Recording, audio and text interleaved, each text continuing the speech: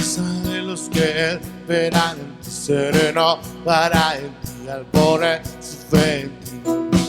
La fuerza de los que esperan en ti se renovará en ti al poner su fe en ti, Señor. Por siempre reina mi Dios, mi esperanza. Tú eres el eterno Dios, por siempre tú eres Dios. Tú eres fiel, tú nunca cambias. El débil eres defensor, nuestro consolador. Eres Señor y no te cansas.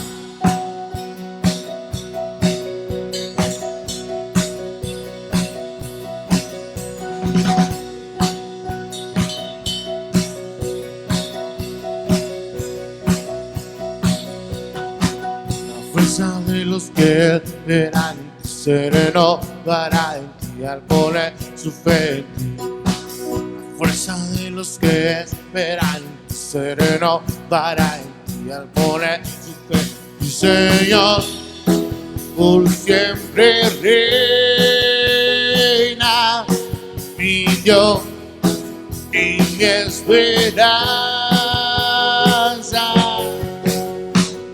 Tú eres el eterno Dios, por siempre tú eres Dios.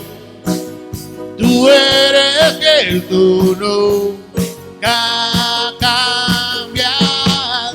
El débil eres defensor, nuestro consolador. Eres Señor y no te cansas.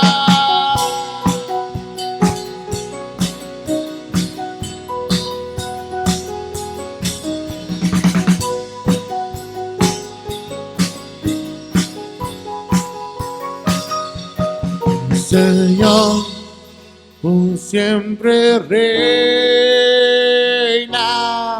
mi Dios y mi esperanza. Tú eres el eterno Dios, por siempre tú eres Dios. Tú eres fiel, tú nunca cambias. El débil eres defensor, nuestro consolador. Eres Señor y no te cansas.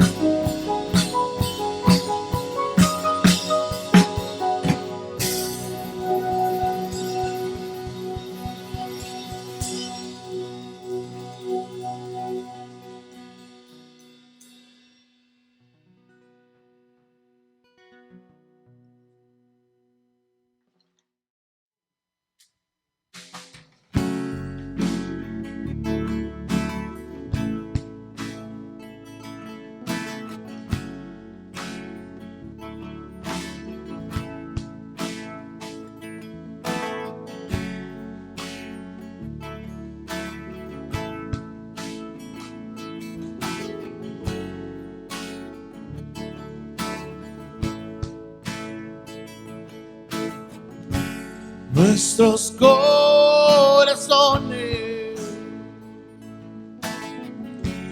insaciables son, hasta que conoce su Salvador.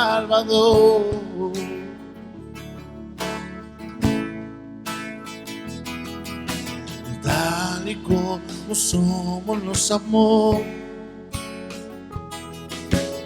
hoy nos acercamos sin temor.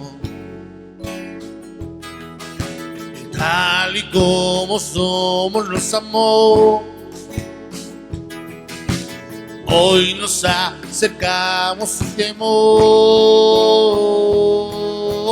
Es el agua que al beber nunca más tendremos sed. Jesucristo basta, Jesucristo basta. Mi castigo recibió, su herencia me entregó. Jesucristo basta, Jesucristo basta.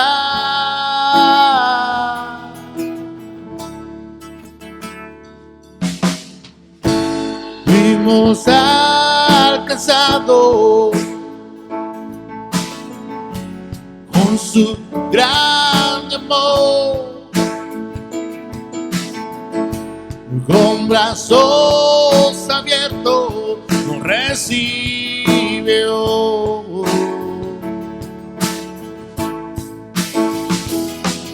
Y tal y como somos nos amó, hoy nos acercamos sin temor. Tal y como somos nos amó, hoy nos acercamos sin temor. Es el agua que al beber nunca más tendremos sed. Jesucristo basta, Jesucristo basta. El castigo recibió, su herencia me entregó. Jesucristo basta, Jesucristo basta. Jesucristo basta.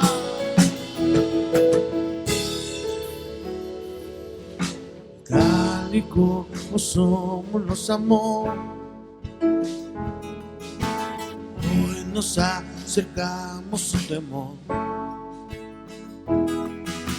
Tal y como somos nos amó, hoy nos acercamos sin temor. Es el agua que al beber nunca más tendremos sed. Jesucristo basta, Jesucristo basta. El castigo recibió, su herencia me entregó. Jesucristo basta, Jesucristo basta.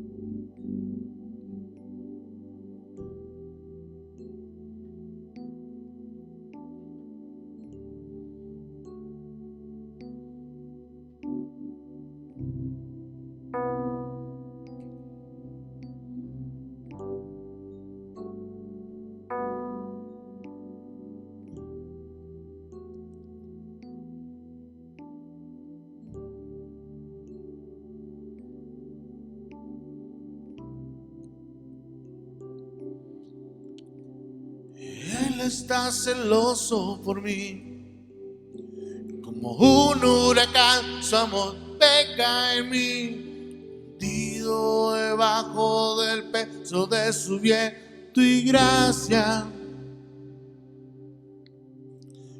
No, de repente me eclipsas con tu gloria todas mis aflicciones y me doy cuenta cuán bueno eres tú y cuán grande son tus amores.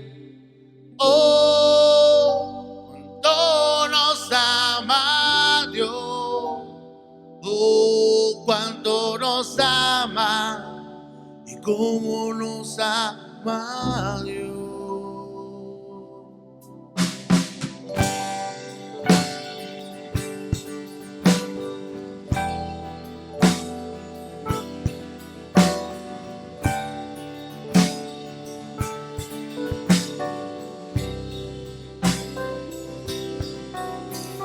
Y Él está celoso por mí, como un huracán, su amor pega en mí, hundido debajo del peso de su bien y gracia. Cuando de repente me eclipsas con tu gloria todas mis aflicciones y me doy cuenta cuán bueno eres tú y cuán grande son tus amores. Oh, no nos ama Dios. Oh, cuánto nos ama y cómo nos ama Dios.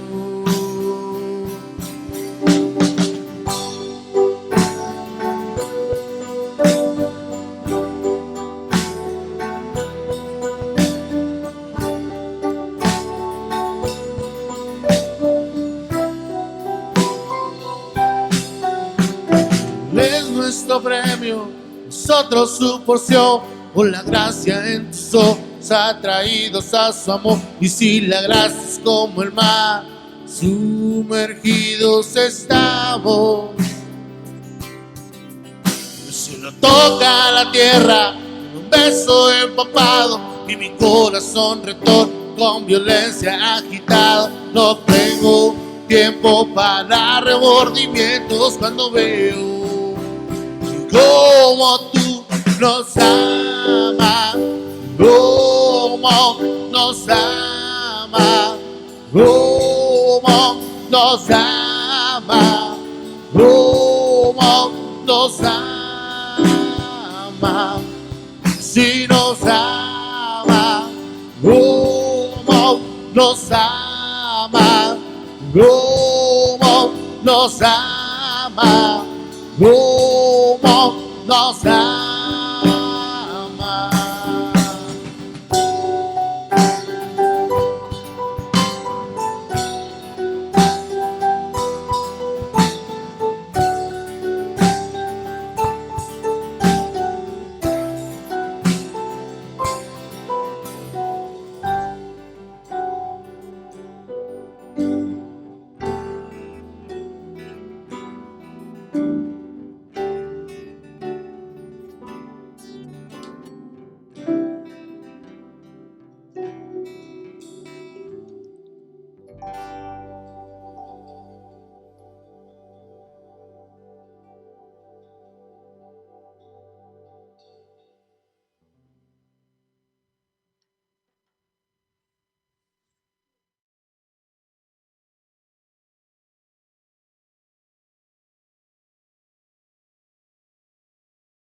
Hola hermanos, otra vez, buenas tardes. Espero que todos estén en casa disfrutando el tiempo con su familia. Hoy celebramos el Domingo de Ramos. Hace 1980 años, el Señor, el Rey Mesías, entró a Jerusalén. Y esa fiesta de la Pascua, cuando Él entró ahí, fue una fiesta anual para los judíos donde venían de todas partes del mundo para ir a Jerusalén, a entrar como un peregrinaje, para entrar y celebrar la Pascua. Entonces ellos creían que el Mesías iba a llegar en ese tiempo.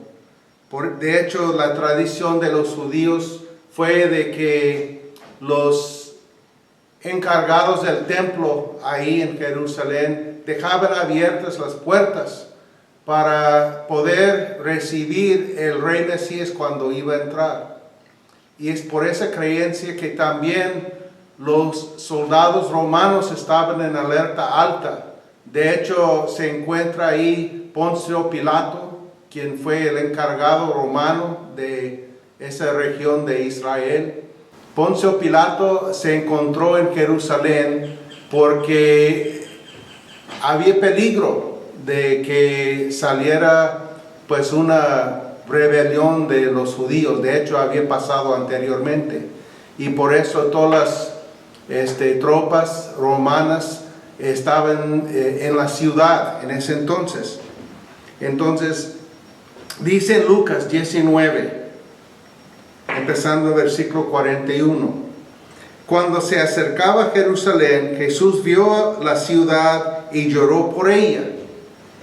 Dijo: ¿cómo quisiera que hoy supieras lo que te puede traer paz? Pero eso ahora está oculto de sus ojos. Te sobrevendrán días en que tus enemigos levantarán un muro y te rodearán y te encerrarán por todos lados. Te derribarán a ti y a tus hijos dentro de tus murallas. No dejarán ni una piedra sobre otra, porque no reconociste el tiempo en que Dios vino a salvarte. Entonces, esto fue profético de parte de Jesús, porque en el año 77 llegaron los romanos, el ejército romano, rodearon la ciudad y derrumbaron todo ahí. Y en ese momento, cuando se destruyó la ciudad de Jerusalén, efectivamente pues la nación de Israel dejó de existir. Huyeron por todos lados.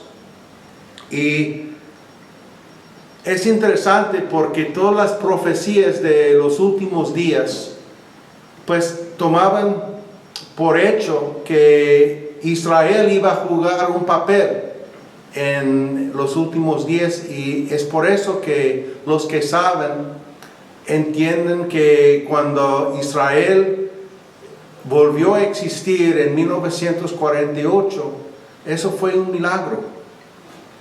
Y pues eso fue hace poco para nosotros, pero 19 siglos después de esa destrucción de Jerusalén. Entonces, en el Domingo de Ramos, dice en Juan 12, muchos de los que habían ido a la fiesta se enteraron de que Jesús se dirigía a Jerusalén. Tomaron ramas de palma y salieron a recibirlo, gritando a voz en cuello: Hosana, bendito el que viene en el nombre del Señor, bendito el Rey de Israel.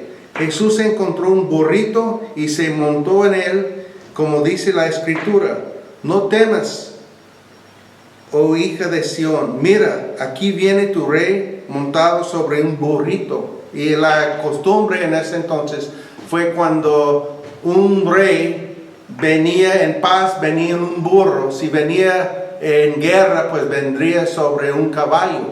Entonces esta profecía habla de pues que venía en paz. Así que dice, al principio sus discípulos no entendieron lo que sucedía. Solo después de que Jesús fue glorificado, se dieron cuenta de que se había cumplido en él lo que de él ya estaba escrito. Entonces esto se refiere a las profecías que habían venido antes en el Antiguo Testamento acerca de la venida del Mesías. Entonces, el Señor reprendió a los líderes religiosos de aquel entonces porque debían de haber reconocido la venida del Mesías, de su rey. Y pues dice Mateo 16, 2 y 3, al atardecer, o sea, ese es el regaño de Cristo a ellos. Dice, al atardecer ustedes dicen que hará buen tiempo porque el cielo está rojizo, y por la mañana que habrá tempestad porque el cielo está nublado y amenazante. Ustedes saben discernir el aspecto del cielo, pero no las señales de los tiempos. Entonces nosotros queremos reconocer las señales de los tiempos. Pues había muchas profecías en el Antiguo Testamento, pues la Biblia para ellos en aquel entonces, porque todavía no existía el Nuevo Testamento. Pero los profetas habían hablado mucho acerca de esa venida. Zacarías profetizó acerca de esa venida, y es la cita aquí, pues dice en versículo 9 de capítulo 9 de Zacarías: alégrate mucho, hija de Sión, grita de alegría, hija de Jerusalén. Mira, tu rey viene hacia ti, justo, salvador y humilde. Viene montado en un asno, en un pollino, cría de asna. Ahora es interesante que en versículo 10, el versículo que sigue, habla de otra venida de ese Mesías, de otra forma. Versículo 10 dice: destruirá los carros de Efraín y los caballos de Jerusalén, quebrará el arco de combate y proclamará paz a las naciones. Su dominio se extenderá de mar a mar, desde el río Éufrates hasta los confines de la tierra. Entonces, en el mismo pasaje, Zacarías está profetizando de la primera venida y la segunda venida del Mesías. Y en Daniel capítulo 9, que es el libro, yo creo, Daniel, que más explica acerca de la panorama de la historia del mundo y el plan de Dios en los reinos del mundo. Y ahí en capítulo 9 de Daniel, pues Daniel estaba orando y el ángel Gabriel llega con él para explicarle lo que estaba pues preguntando al Señor. Y dice: Daniel, he venido en este momento para que entiendas todo con claridad. O sea, el ángel Gabriel le va a explicar con claridad las cosas. Dice: 70 semanas han sido decretadas sobre tu pueblo y sobre tu santa ciudad para poner fin a la transgresión, para terminar con el pecado, para expiar la iniquidad, para traer justicia eterna, para sellar la visión y la profecía, y para ungir el lugar santísimo. Has de saber y entender que desde la salida de la orden para restaurar y reconstruir a Jerusalén hasta el Mesías príncipe habrá 7 semanas y 62 semanas, o sea, 69 semanas. Después de las 62 semanas, el Mesías será muerto y no tendrá nada. Y el pueblo del príncipe que ha de venir, o sea, el enemigo, destruirá la ciudad y el santuario. Entonces, esa fue otra profecía acerca de la destrucción de Jerusalén. Pero lo interesante aquí, pues Daniel está en Babilonia. Para él ya no existe Jerusalén ni el templo, pues los babilonios lo habían destruido. Pero el ángel le explica que viene un rey después, que fue el rey de Persia, que iba a decretar la reconstrucción de las murallas y del templo en Jerusalén. Y ese fue 7 semanas, o sea, esas semanas se explica en otra parte del Antiguo Testamento que son 7 años, una semana igual a un año. Entonces, 9 años después iba a salir ese decreto, y 62 semanas después de eso, o sea, 434 años después de eso, venía el rey Mesías. Entonces, lo que quiere decir aquí es que los rabinos, los que estudiaban las escrituras, debían de haber sabido acerca de esa venida del Mesías en el Domingo de Ramos, pero no entendían. Pues decía ahí que el Cristo, el Mesías, iba a llegar como rey. Y pues esa vez dice pues vino en un burro, pues llegó en paz a la ciudad para salvar la ciudad. Pero dice que el Señor lloró ahí al entrar a la ciudad porque no reconociste, dice la ciudad, no reconociste el tiempo en que Dios vino a salvarte. O sea, Cristo estaba ahí para salvar a Jerusalén y pues abarca eso todo el pueblo. Pero ellos no reconocieron esa venida. Pues la profecía en Daniel habla de 70 semanas.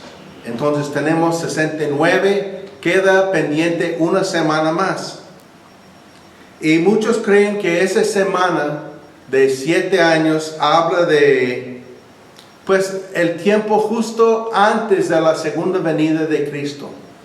Es un tiempo, según las profecías en el Antiguo Testamento, que va a haber mucha persecución, que va a haber tiempos malos para el mundo. Se refiere a ese tiempo como el tiempo de la angustia de Jacob. Pues ese viene de una profecía de Jeremías. Jeremías 37 dice: ay, será un día terrible, un día que no tiene parangón. Será un tiempo de angustia para Jacob, pero será librado de ella. O sea, ese último 7 años antes de la venida de Cristo, la segunda venida de Cristo, se refiere a ese tiempo de angustia de Jacob. O sea, cuando el pueblo de Israel va a sufrir, pero dice que Dios va a preservar a su pueblo ahí. Entonces, Zacarías, Daniel, Jeremías, todos están de acuerdo que el Mesías va a volver a Jerusalén. Ahora es interesante también que cuando vino por primera vez no había mucha claridad, por eso los maestros de la ley no entendían, aunque habían estudiado las escrituras, no entendían que el Mesías iba a llegar en ese entonces. Sin embargo, pues ahí estaba, y para nosotros hoy día es fácil ver eso. O sea, es fácil ver cómo seguían las profecías y cómo se cumplieron con la venida de Cristo la primera vez. Ahora, no es tan fácil para nosotros ahora ver cómo se va a realizar la segunda venida de Cristo. De hecho, hay mucha controversia, hay muchas opiniones acerca de cómo va a ser la segunda venida de Cristo. Hay algunos cristianos, pues todos los cristianos estamos de acuerdo que Cristo viene por segunda vez. Donde no están de acuerdo los cristianos es cómo viene, cuándo viene,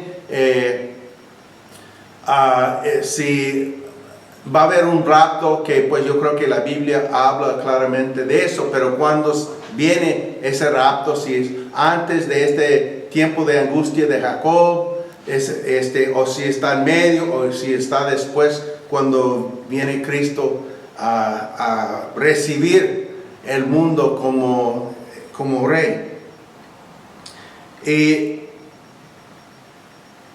eso no quiere decir que es imposible saber lo que Dios tiene en el futuro. De hecho, en Proverbios 25 dice esto, que es un versículo clave para la profecía. Dice: gloria de Dios es ocultar un asunto, y gloria de los reyes el investigarlo.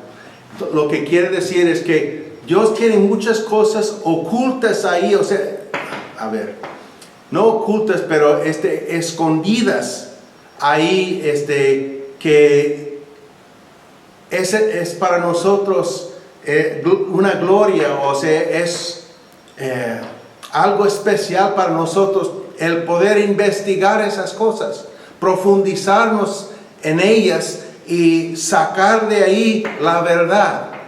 Pues Dios tiene sus razones por qué no revela las cosas abiertamente, ¿no? Un pensamiento es que quizás no quiere revelar todos sus planes al enemigo. Pues quién sabe, pero Dios tiene sus motivos por no revelarnos claramente las cosas. De vez en cuando, como con Daniel, pues dice el ángel Gabriel que le habló con claridad. Pero la mayoría de las profecías acerca de la segunda venida están como escondidas ahí y tenemos que sacar la verdad de esos versículos.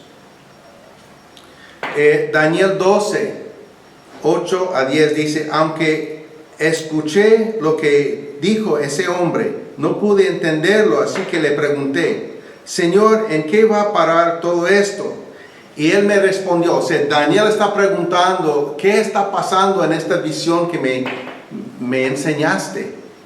Y dice el ángel ahí: sigue adelante, Daniel, que estas cosas se mantendrán selladas y en secreto hasta que llegue la hora final. Muchos serán purificados y perfeccionados y quedarán limpios, pero los malvados seguirán en su maldad.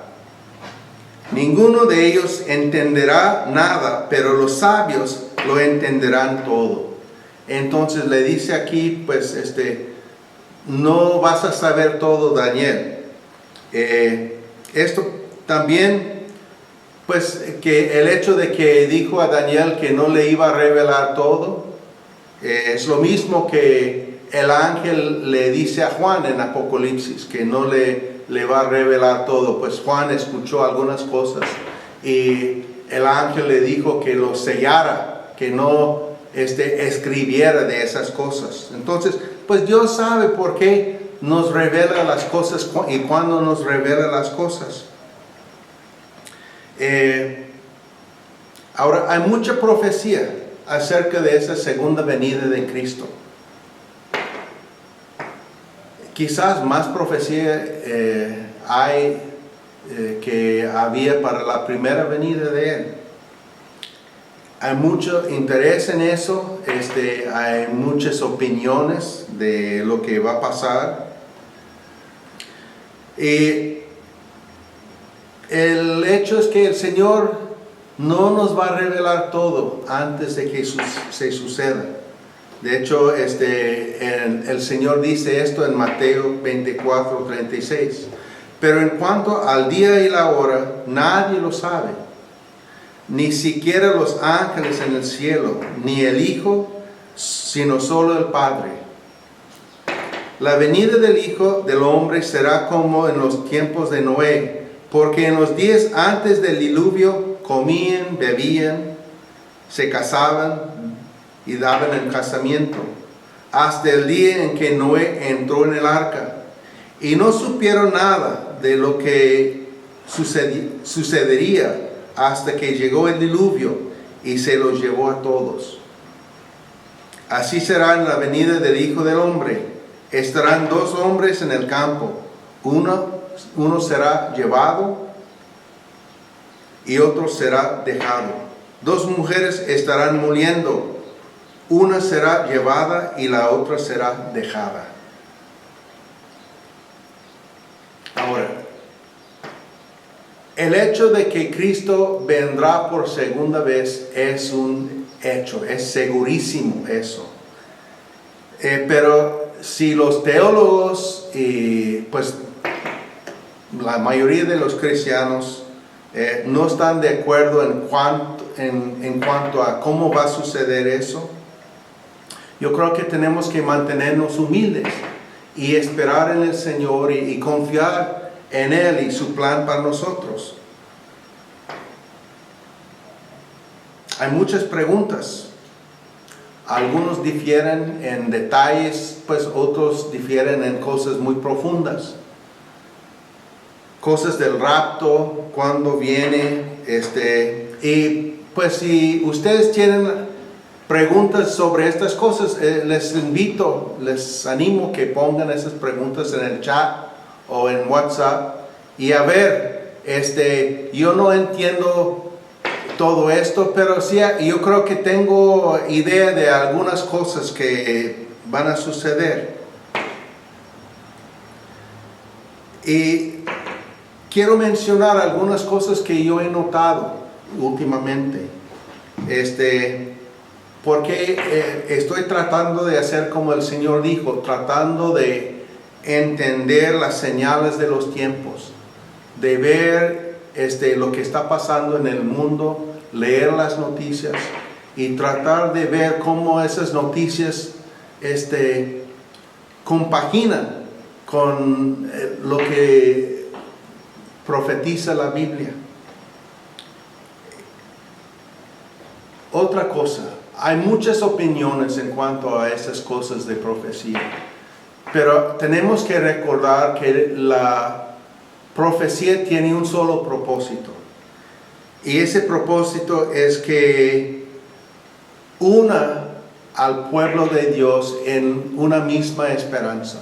Entonces, nosotros podemos tener opiniones diferentes, pero la idea de la profecía es que estemos unidos en cuanto a la esperanza que tenemos, que Cristo viene y nos va a recibir y vamos a estar con Él para la eternidad.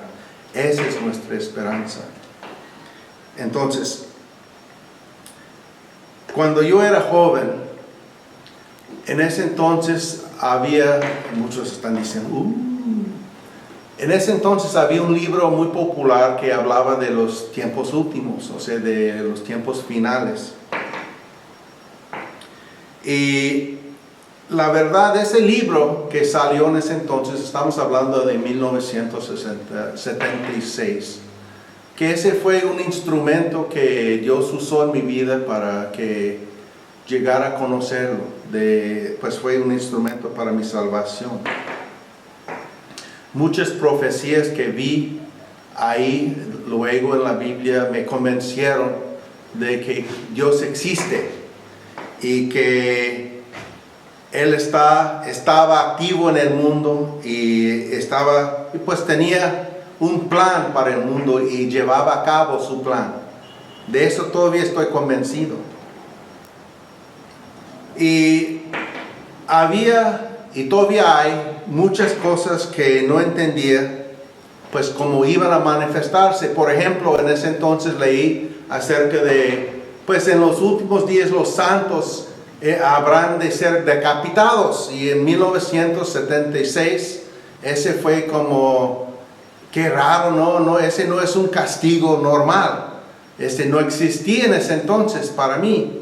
Pero ya luego vemos que es muy lógico ahora que los santos serán decapitados. De hecho, está pasando en el Medio Oriente, a lo mejor el día de hoy.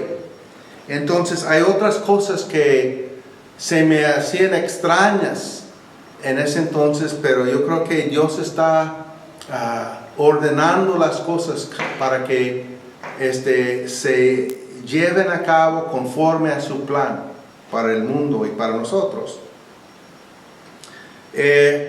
Otra cosa ahí es algo en cuanto a la economía, y eso es lo que pues me vino a la mente en la semana ahora, de cómo la Biblia habla del anticristo. O sea, el anticristo, realmente esa palabra quiere decir el Cristo falso. O sea, va a ser un gran líder. Ha habido anticristos en la historia, ¿no? Pero ese último, antes de la venida de Cristo, es como el máximo. Y ese es un Cristo falso en el sentido de que va a ser muy carismático, mucha gente lo va a seguir. Y una de las razones que da la Escritura acerca de su popularidad es que va a parecer un genio en cuanto a la economía. Y pues entendemos que en los últimos días va a haber una crisis económica y que este líder va a solucionar el problema.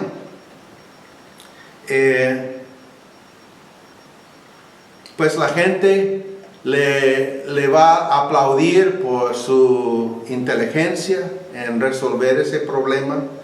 Y pues parte de esa solución es lo que se ha llamado la marca de la bestia. La bestia se refiere a este anticristo, este líder carismático, popular. ¿Ok? Y La Biblia es el término que usa la bestia para este falso Cristo. ¿Ok? Y ahora en Apocalipsis 13 nos da como un vistazo de una parte de su solución para eso. Y dice, además logró que a todos, grandes y pequeños, ricos y pobres, libres y esclavos, se les pusiera una marca en la mano derecha o en la frente, de modo que nadie pudiera comprar ni vender a menos que llevara la marca, que es el nombre de la bestia o el número de ese hombre. Yo me preguntaba en ese entonces, en 1976, ¿cómo va a lograr que todo el mundo tomara esa marca? O sea, es una pregunta que te hace pensar, ¿no? ¿Cómo van a aceptar esa marca? Pues ahora en la semana estaba viendo una conferencia que dio Bill Gates desde su casa, donde él habló de muchas cosas, de cómo tratar con este coronavirus. Entre las cosas que habló ahí, pues dijo que es probable que la gente no va a poder volver a tener reuniones grandes por mucho tiempo. Y mencionó específicamente las iglesias, que no van a poder reunirse en las iglesias. Y me llamó la atención, pero otra cosa que también me llamó la atención, ahí es que él tiene la idea de inyectar a cada uno que ha recibido un examen médico para el coronavirus, inyectarles con un chip, que va a ser como un certificado digital para comprobar que esa persona ha sido checado para el virus. Bueno, quiero decir claramente, no se confundan, no estoy diciendo que Bill Gates es el anticristo, pero lo que estoy diciendo es que esa idea de ponerle un chip en las personas va ganando popularidad. No solamente por esto de coronavirus, pero muchas otras cosas también, de fraude. El fraude que sucede en las tarjetas de crédito mundialmente va más allá de $1,000 millones cada año. Entonces es algo que pues van a querer resolver también. Pero veo que esa idea de que dar un chip o una marca a cada individuo, pues está agarrando popularidad en los círculos de los élites. Ahora, lo que quiero decir, o sea, el mensaje sobre todo para este Domingo de Ramos, es que los líderes religiosos en aquel entonces, cuando vino Cristo y entró a Jerusalén, debían de haber reconocido las señales de los tiempos. Nosotros también debemos de reconocer las señales de los tiempos. No sabemos cuándo viene el Señor, ni cómo viene, ni cuándo vamos a estar con Él. Son detalles que vamos a ver sobre la marcha. Pero lo que realmente me anima mucho, cuando escucho de esto de la segunda venida del Señor, el anticristo y todo eso, no me da temor, sino me anima, porque también hay mucha profecía en la Biblia acerca de antes de esa segunda venida del Mesías, que va a haber una cosecha mundial, que va a haber un avivamiento como el mundo jamás ha visto. Y muchas almas van a entrar en el reino de Dios, más quizás que desde el comienzo de la iglesia hasta ahora. Mucha gente va a recibir a Cristo como su Señor, y nosotros tenemos el privilegio de poder participar en eso, de colaborar en el plan de Dios y lo que Él quiere hacer. Y pues nosotros reconocemos que lo que está pasando ahora con esta cuarentena, pues está por un lado alejando a las personas, pero aún así los vecinos se están ayudando. Entonces, la vida en los últimos días, que es el título de esta prédica, la vida en los últimos días, va a ser una vida de confiar en Dios, en su plan, en lo que Él está haciendo en nuestras vidas. Porque la verdad es que sí tiene un plan para nosotros. Tiene un plan para ti, para tu familia, para tus hijos. Tiene un plan para cada uno de nosotros. Y entonces, el estilo de vida en los últimos días ha de ser un estilo de vida de compartir el Evangelio con todo el mundo. También en los últimos días el estilo de vida va a ser de mantenerse en comunión con los hermanos, con los hijos de Dios en la iglesia. Entonces, gracias a Dios que hemos logrado eso en parte, pero tenemos que cuidarnos los unos a los otros. Los hermanos en Cristo son parte de nuestra familia, son parte de la familia de Dios y tenemos una obligación de estar cuidando el uno al otro. Entonces, número uno, tenemos que confiar en Dios, tenemos que afianzarnos en nuestra fe, leyendo la Escritura, orando a Dios, y sabemos que tenemos muchos motivos para orar. Orando por ejemplo, por Oscar Suárez, su hijo Esteban, orando por Arlene, orando por Sara y muchos otros. Y déjeme decir que si tienes una necesidad, una petición, te animo a ponerlo en el grupo de WhatsApp. Si no sabes cómo comunicarse con nosotros, hay una liga en el sitio de la iglesia de huasesdegracia.com, donde puedes enviarnos las peticiones por internet, por correo, por WhatsApp, por Telegram. Hay maneras para que estemos enterados nosotros de las necesidades que hay. Entonces, en cuanto a confiar en Dios, aprovecha este tiempo donde no hay tantas distracciones para leer la Biblia, para orar, para ver los estudios que estamos poniendo en WhatsApp.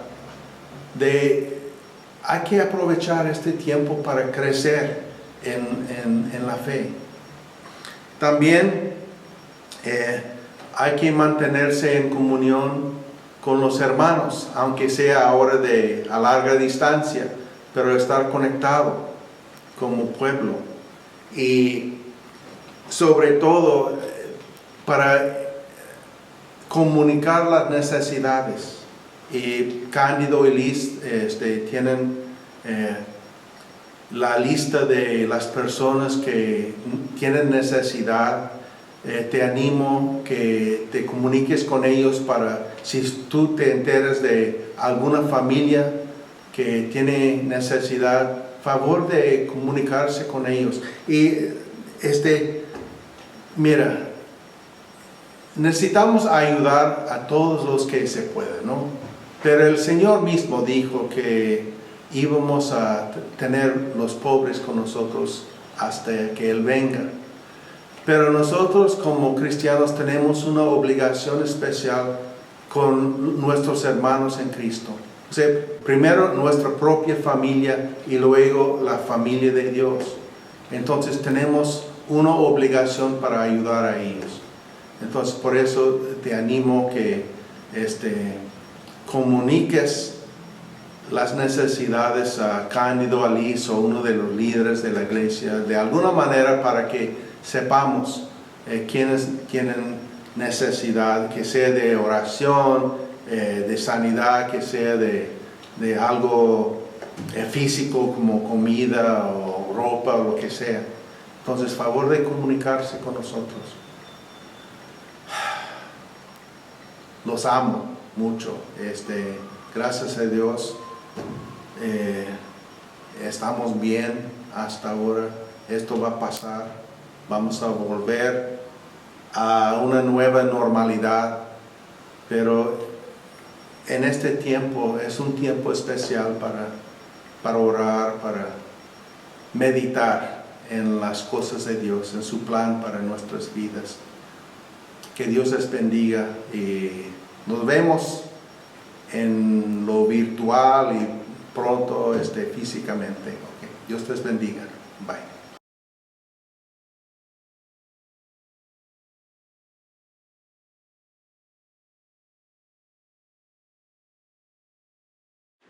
Hola niños, bienvenidos un domingo más a la Escuela Dominical de Oasis de Gracia. Yo soy la maestra Rebeca y este domingo tenemos preparadas cosas muy especiales para todos ustedes. Pero antes, ¿qué les parece si nos ponemos de pie y vamos a estirarnos un poco y hay que alabar a Dios primeramente? Los invito.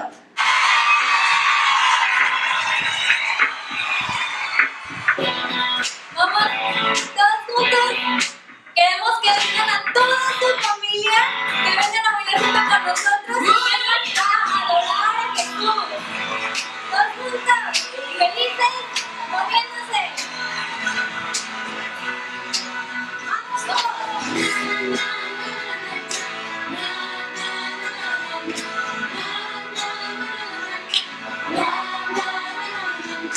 Siempre que me muevo es en ti, junto a ti, Cristo, siempre que respiro es en ti. Siempre cada paso es en ti, tú eres mi camino, siempre que respiro es en ti. Andemos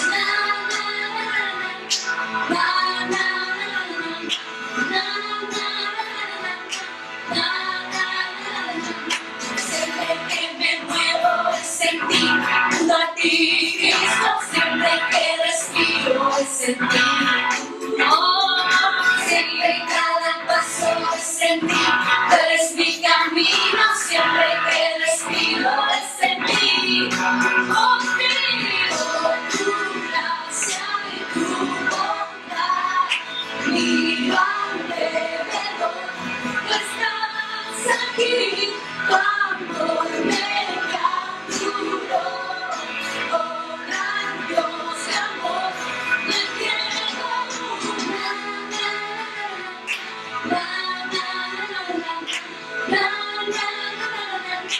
Ahora con tu familia.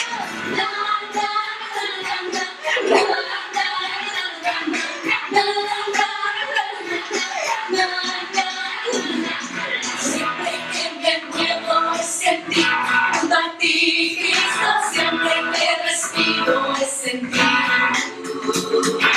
Siempre cada paso es en ti, tú eres mi camino, siempre que respiro es en ti. Oh, pido tu gracia y tu bondad, miro alrededor, tú estás aquí, tu amor me capturó, oh gran Dios de amor, me entrego.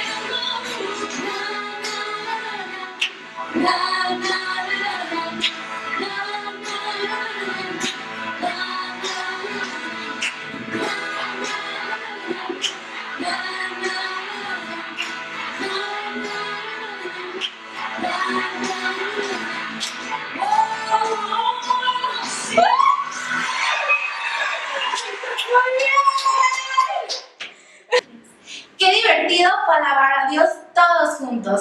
En la clase del día de hoy aprenderemos algo súper especial. Está acerca de Jesús y de sus amigos y que Él les pidió que oráramos.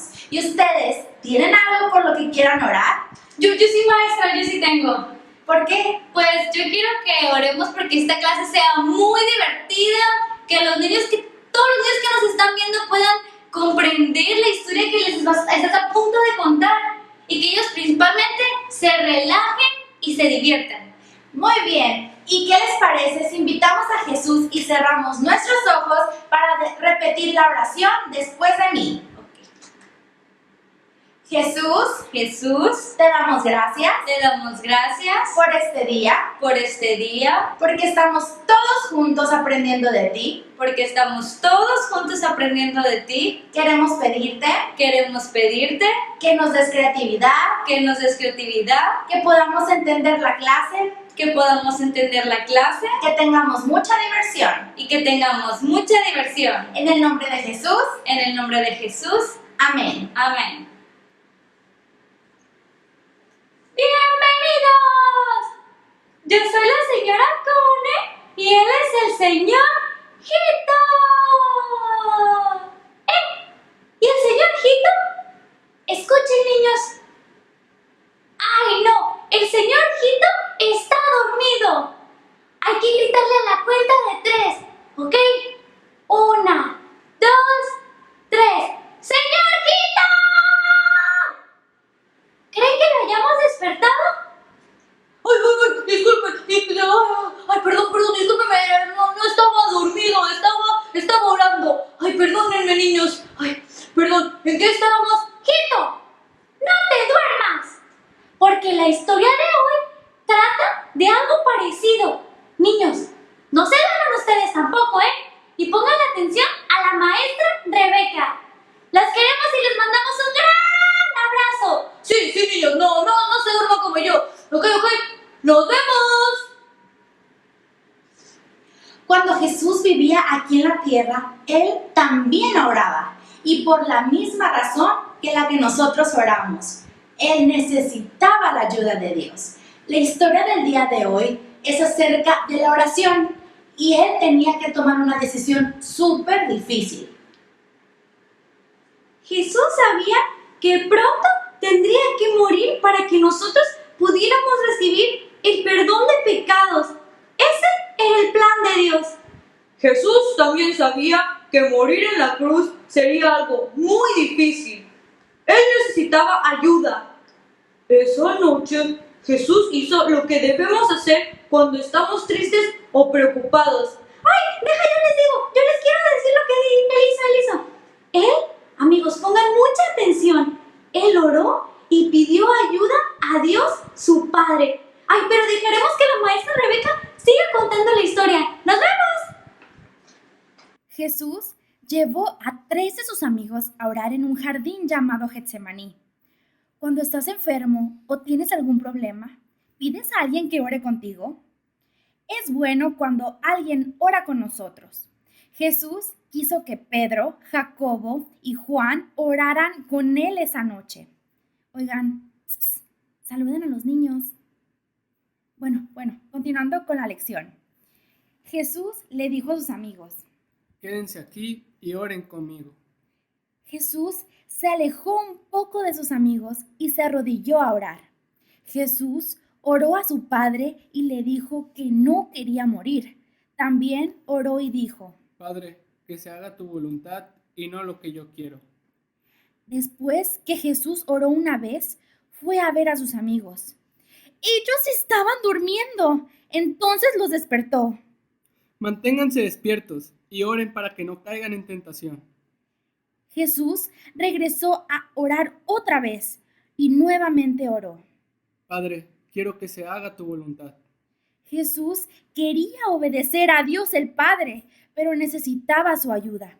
Después de orar, fue a ver a sus amigos. ¿Saben qué? Nuevamente se habían dormido. Jesús dejó durmiendo a sus amigos y fue a orar por una tercera vez. Por tercera vez, Jesús pidió a Dios el Padre que lo ayudara a hacer lo que Él quería que hiciera. Después de haber orado la tercera vez, Jesús estaba listo y por última vez despertó a sus amigos. Ha llegado la hora. En ese momento llegaron unos hombres para arrestar y matarlo. Él no se defendió ni discutió. Estaba listo. Él quería hacer la voluntad de Dios. Él estaba listo para morir. Y él sacó la fuerza para hacer lo más difícil porque él ya había orado. Espero que les haya gustado esta historia tanto como a nosotros. Y ahora, ¿qué les parece si elaboramos una manualidad súper padre?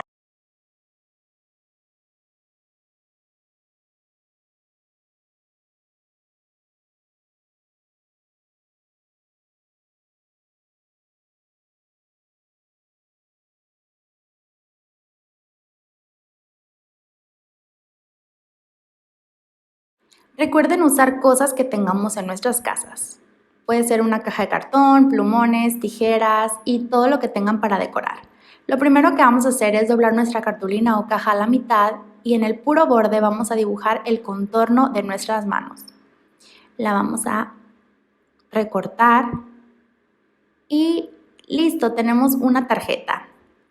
En la parte de nuestros dedos vamos a empezar a escribir nuestro versículo del día de hoy, que es: estén alertas y oren para que no caigan en tentación, Mateo 26:41. Por dentro vamos a empezar a decorarla como ustedes prefieran. Yo decidí ponerle unos puntitos, dibujar una especie de uñas, poner unos corazoncitos y por dentro lo más importante es, vamos a escribir una oración a Dios. En este caso yo le puse que quiero orar más para conocerlo mucho mejor.